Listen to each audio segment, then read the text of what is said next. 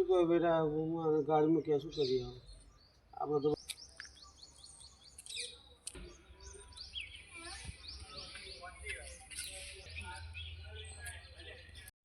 જમણુમાં ભાઈ શાંતિ ને કેમ આવતા ટપ થઈને બે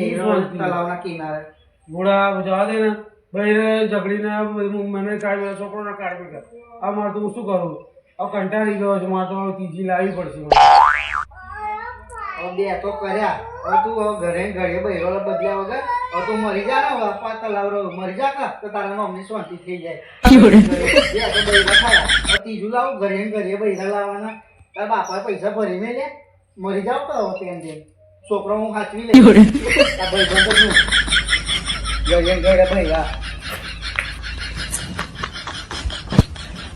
Ha ha ha!